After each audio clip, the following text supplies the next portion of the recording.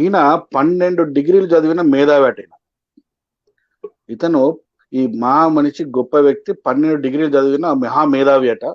ఒక మేధావి, ఒక దేశ ఒక రాజ్యాంగాన్ని నేను రాశాను చెప్పుకున్న ఒక మేధావి, ఒక నాయకుడు అనేవాడు ఎలా ఉండాలి? దేశ నాయకుడు అనేవాడు ఎలా ఉండాలి అంటే, ఆ దేశంలోని ప్రజలందరినీ సమాన దృష్టితో చూసేవాడే ఉండాలి. తనకు నష్టం జరిగినా కూడా ఎదుటి వాళ్ళ మీద తన ద్వేషాన్ని చూయించొద్దు.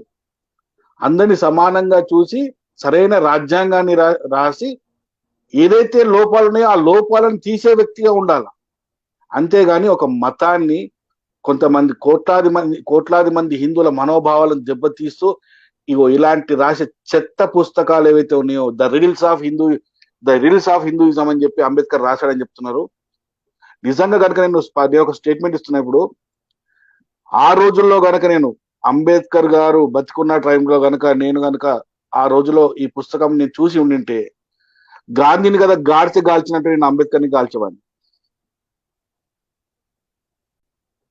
ఈయన 12 డిగ్రీలు చదివిన మేధావి ఈయన.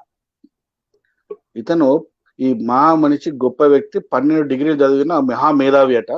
ఒక మేధావి, ఒక రాజ్యాంగాన్ని నేను రాశాను చెప్పుకున్న ఒక మేధావి, ఒక నాయకుడు అనేవాడు ఎలా ఉండాలి? దేశ నాయకుడు అనేవాడు ఎలా ఉండాలి అంటే, ఆ దేశంలోని ప్రజలందరినీ సమాన దృష్టితో చూసేవాడే ఉండాలి. తనకు నష్టం జరిగినా కూడా ఎదుటి వాళ్ళ మీద తన ద్వేషాన్ని చూయించొద్దు.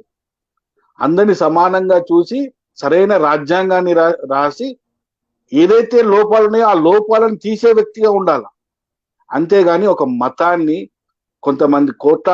కోట్లాది మంది హిందువుల మనోభావాలను దెబ్బతీస్తూ ఇలాంటి రాసే చెత్త పుస్తకాలు ఏవైతే ఉన్నాయో ద రిడిల్స్ ఆఫ్ హిందూయిజం అని చెప్పి అంబేద్కర్ రాశాడని చెప్తున్నారు.